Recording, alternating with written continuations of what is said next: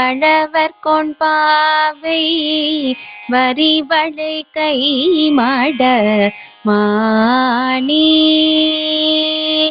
மங்கையர்கரசி வளவர் கொண்பாவை வரிவளை கை மட மாணி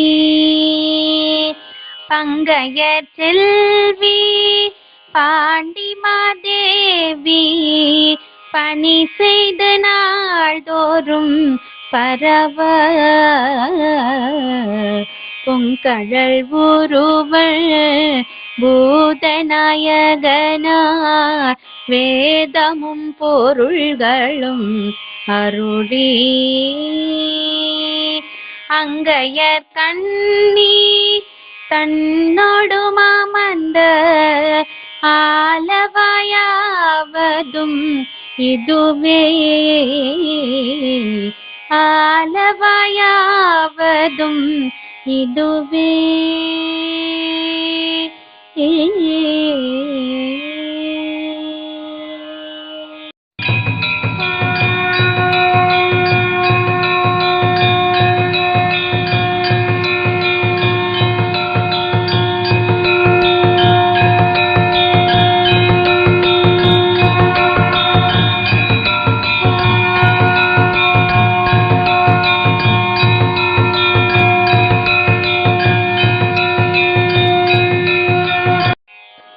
பண் சுமந்த பாடு பரிசு படை தருளும் பெண் சுமந்த பாகத்தன் பெம்மான் பேரும் துறையான் பண் சுமந்த பாடல் பரிசு படை தருளும் பெண் சுமந்த பாகத்தன் பெம்மான் பேரும் துறையான் விண் சுமந்த கீர்த்தி வியன் மண்டல தீசன் கண் சுமந்த நெற்றி கடவுள் கலிமதுரை விண் சுமந்த கீர்த்தி வியன் மண்டல தீசன் கண் சுமந்த நெற்றி கடவுள் கலிமதுரை மண் சுமந்து கூலி கொண்டு அக்கோவால் மொத்துண்டு மண் சுமந்து கூலி கொண்டு அக்கோவால் மொத்துண்டு புன் சுமந்த பொன்மேனி பாடுதும் காணம்மானாய் புன் சுமந்த பொன்மேனி பாடுதும் காணம்மானாய்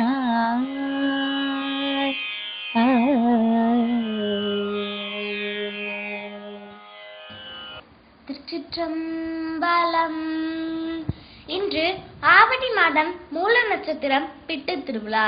நமது மதுரையம்பதியின் முதலமைச்சரான மாணிக்கவாசகர் அரசர் கொடுத்த பொற்காசில் குதிரையை வாங்காமல் கோயில் கட்டியதற்காக அரசர் பாதவூரரை வைகை ஆற்றின் சுடுமணலில் நீக்க வைத்தார். இதனால் நமது எம்பெருமான் சொக்கநாதர் மனமிறங்கி வைகையில் வெள்ளம் பெற வைத்தார். வந்தியம்மையின் பக்தியையும் மாணிக்க வாசகரின் பக்தியையும் உலகத்திற்கு வெளிக்கொணர்வதற்காக கூலியாளாக மதுரை தெருவில் நடந்து வந்தார். எப்படி தெரியுமா? கூலியோ கூலி கூலியோ கூலி கூலி கொடுத்து கொள்வாருண்டோ. பொதுவாக வேலை செய்து கூலி பெறுவது வழக்கம். ஆனால் எம்பெருமான் பிட்டுண்டு வேலை செய்வதாக ஒப்புக்கொண்டார். பிட்டை சாப்பிட்டதும் சிறிது மயக்கம் பெற வந்தியம்மையின் பங்கான வைகை கரையை உயர்த்தாமல் உறங்கினார். மன்னர் வர உறங்கிய ஈசனை பிரம்பால் அடிக்க அந்த கணமே வந்தியம்மையின் கரை உயர்ந்து விட்டது. மேலும் அந்த அரசன் அடித்த அடி அனைத்து உயிர்களுக்கும் உணர வந்தது நமது சொக்கநாத பெருமான் என்று அனைவரும் அறிய எம்பெருமான் வந்தியம்மையையும் மணிவாசகரையும் ஆட்கொண்டார். இத்தன்மையை எங்கள் குரு மாணிக்கவாசகர் பின்வருமாறு அழகாக பாடுகிறார். பிட்டு நேர்பத மண் சுமந்த பெருந்துரை பெரும் பித்தானே சட்ட நேர்பட வந்திலாத சலக்கனேன் உனை சார்ந்திலேன் சிட்டனே சிவலோகனே சிறு நாயினும் கடையாயவன் கட்டனேனையும் மாட்கொள்வான் வந்து காட்டினாய் கழு குன்றிலே கட்டனேனையும் மாட்கொள்வான் வந்து காட்டினாய் கழு குன்றிலே அதனால் நித்தம் வான் கலந்த மணிவாசகர் திருவாய் மலர்ந்தருளிய திருவாசகத்தை மனமுருகி பாடி எல்லாம் வல்ல ஈசன் அருளை பெறுவோமாக. இணையார் திருவடி என் தலைமேல் வைத்தழுமே துணையான சுற்றங்கள் அத்தனையும் துறந்தொழித்தேன் இணையார் திருவடி என் தலைமேல் வைத்ததுமே துணையான சுற்றங்கள் அத்தனையும் துறந்தொழித்தேன் அணையார் புனல் தில்லை அம்பலத்தே ஆடுகின்ற புனையாளன் சீர்பாடி பூவல்லி கொய்யாமோ அணையார் புனல் தில்லை அம்பலத்தே ஆடுகின்ற புனையாளன் சீர்பாடி பூவல்லி கொய்யாமோ பூவல்லி கொய்யாமோ பூவல்லி கொய்யாமோ மாவார ஏரி மதுரை நகர் புகுந்தருளி தேவார்ந்த கோலம் திகழ பெருந்துரையான் மாவார ஏரி மதுரை நகர் புகுந்தருளி தேவார்ந்த கோலம் திகழ பெருந்துரையான் கோவாதி வந்து எம்மை குற்றேவல் கொண்டருளும் பூவார்கழல் பரவி பூவல்லி கொய்யாமோ கோவாதி வந்து எம்மை குற்றேவல் கொண்டருளும் பூவார்கழல் பரவி பூவல்லி கொய்யாமோ பூவல்லி கொய்யாமோ பூவல்லி கொய்யாமோ பூவல்லி கொய்யாமோ பூவல்லி கொய்யாமோ. அனைவருக்கும் வணக்கம். பூழியர்கோன் வெப்ப ஒளித்த புகழியர்கோன் கழல் போற்றி ஆழிமிசை கல்மிதப்பில் அணைந்த பிரான் அடி போற்றி வாழி திருநாவலூரன் வன்தொண்டன் பதம் போற்றி ஊழிமலி திருவாத ஊர திருத்தாள் போற்றி. சைவ சமயக் குரவர்கள் நால்வரையும் அடிபணிந்து கதையை தொடங்குகிறேன். இறைவன் மதுரையம்பதியிலே திருவிளையாடல்கள் நிகழ்த்தியிருக்கிறார். வைகை ஆற்றங்கரையிலே எம்பெருமான் தன் அடியவருக்காக நிகழ்த்திய திருவிளையாடல் ஒன்று. அது இன்று. இந்த நிகழ்வு எப்படி நடந்தது என்பதை பார்ப்போம். மதுரைக்கு அருகில் உள்ள திருவாத ஊர். இந்த திருவாத ஊரிலே பிறந்தவர்தான் வாத ஊரார். வாத ஊராரின் சிந்தையிலும் செயலிலும் நிறைந்திருந்தவர் சிவபெருமான். 16 வயதினிலே நிறைந்த கல்வியும் ஞானமும் நிரம்ப பெற்றிருந்தார். இவரது ஞானத்தையும் கல்வியையும் கேள்வி அறிவையும் கண்டுணர்ந்தார் அரிமர்தன பாண்டியன். அதனால் தன்னுடைய அமைச்சரவையில் இவருக்கு தலைமை அமைச்சர் பதவியை கொடுத்தார். இது இறைவன் கொடுத்த பணி என்று எண்ணி சிறப்புற செயலாற்றினார் வாத ஊரார். இவரது நிர்வாக திறமையை கண்டு மக்கள் வியந்தனர், பாராட்டினர். இவ்வாறெல்லாம் சென்று கொண்டிருக்க பாண்டிய மன்னன் ஒரு நாள் தன் படைப்பலத்தை, அதாவது குதிரை படையை பலப்படுத்த வேண்டும் என்று எண்ணி குதிரை வாங்குவதற்காக நிறைய பொருட்களை கொடுத்து அமைச்சரிடம் கொடுத்து குதிரையை வாங்கி வாருங்கள் என்று அனுப்பினார். மன்னனது ஆணையை சிரமேற்கொண்டு குதிரை வாங்குவதற்காக பெரும் படையோடு கிளம்பினார் வாத ஊரார். சென்று கொண்டிருந்தவர் புதுக்கோட்டைக்கு அருகில் உள்ள திருப்பெருந்துறையை அடைந்தபோது அங்கே இறைவனார் சிவனார் குருந்த மரத்தடியிலே குருவாக வீற்றிருந்தார். மணிவாசகரின் வரவுக்காக காத்திருந்தார் என்றும் சொல்லலாம். தன் கையை மணிவாசகரின் தலைமேல் வைத்து குரு தீட்சை வழங்கினார்.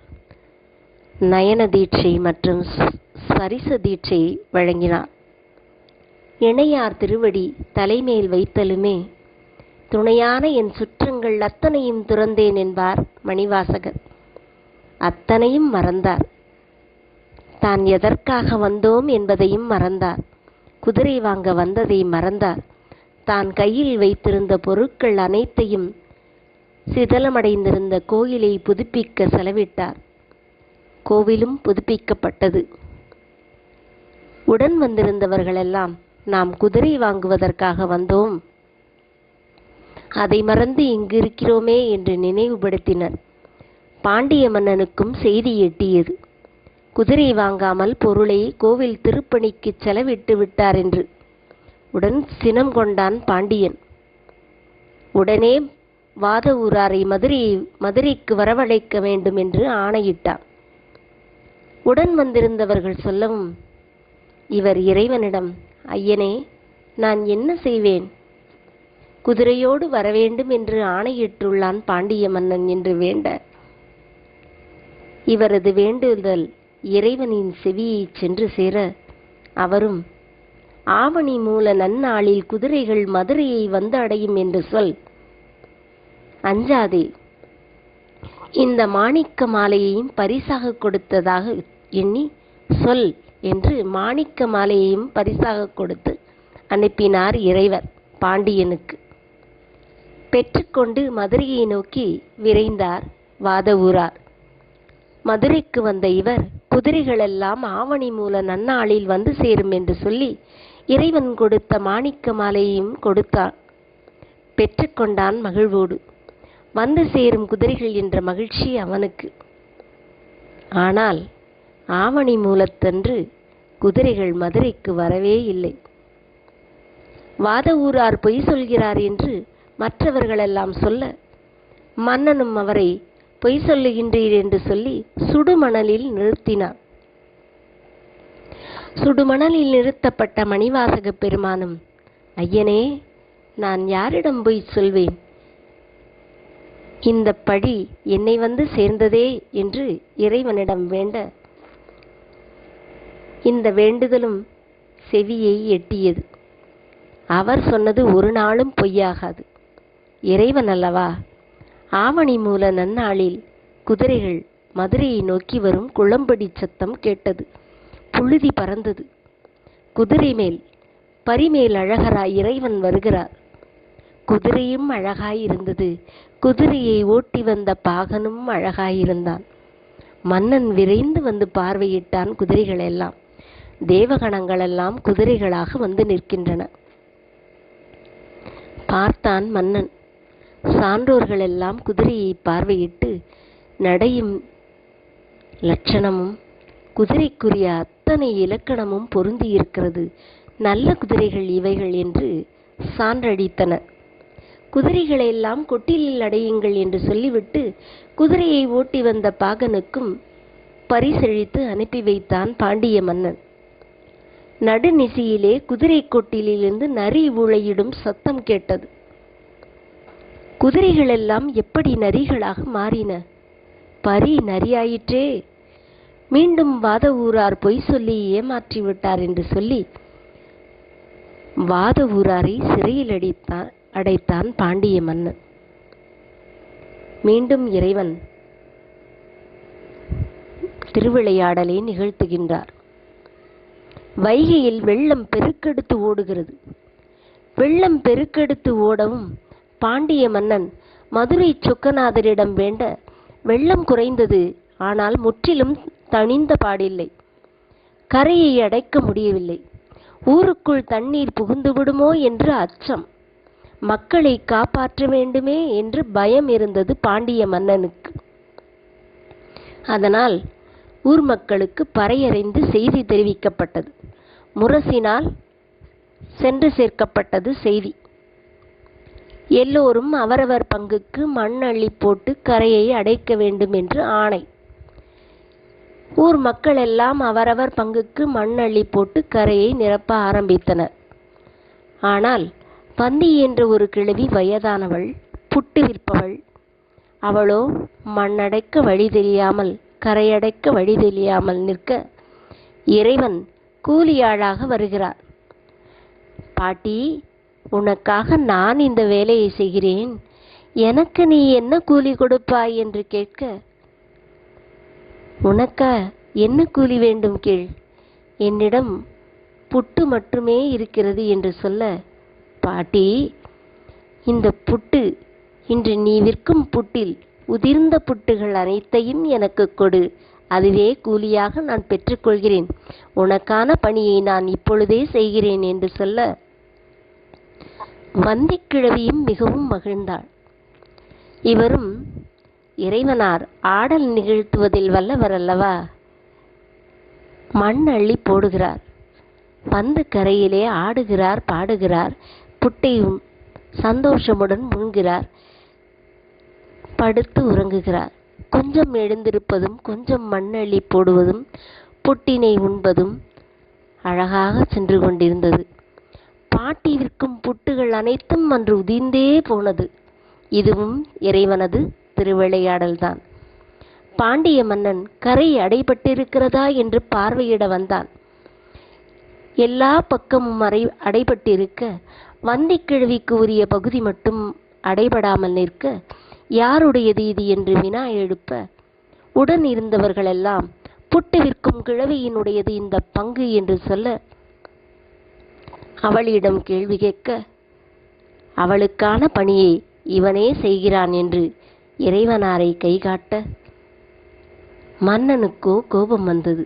அழகாக உறங்கிக் கொண்டிருக்கிறார். வேலை செய்த களைப்பு அவருக்கு.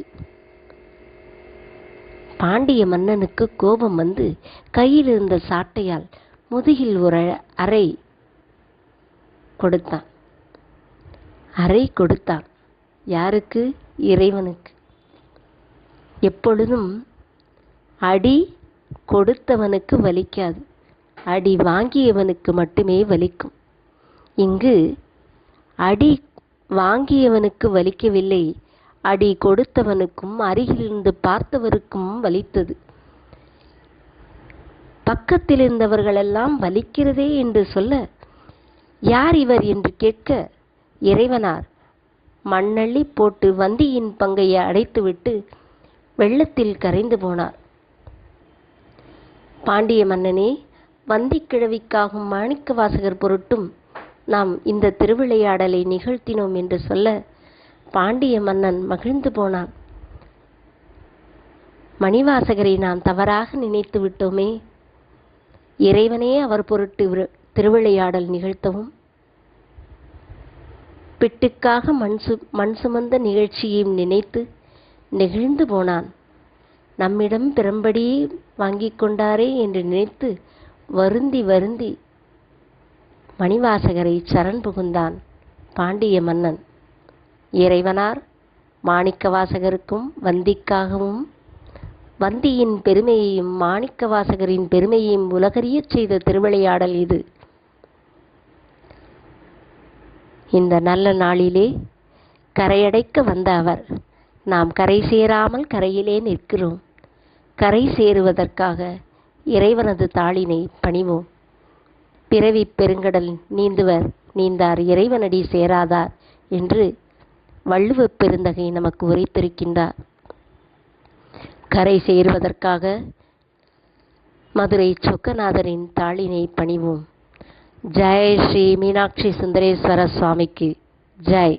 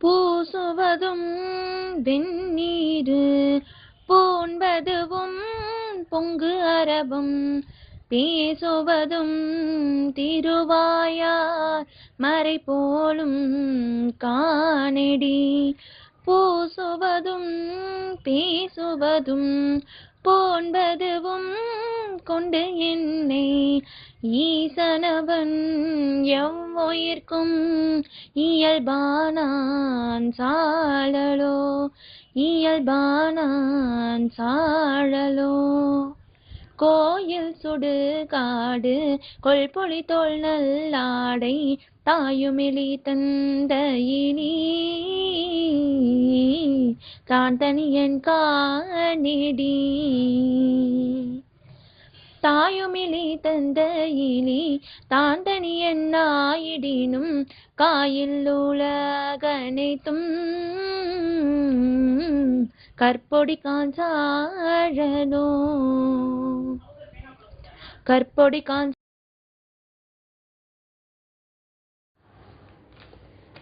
ஹரஹர நம பார்வதி பதையே ஹரஹர மகாதேவா. தென்னாடுடைய சிவனே போற்றி, எந்நாட்டவர்க்கும் இறைவா போற்றி. ஜெய் ஸ்ரீ மீனாட்சி சுந்தரேஸ்வர சுவாமிக்கு ஜெய். ஜெய் ஸ்ரீ குருமணி மாணிக்க வாசக சுவாமிக்கு ஜெய்.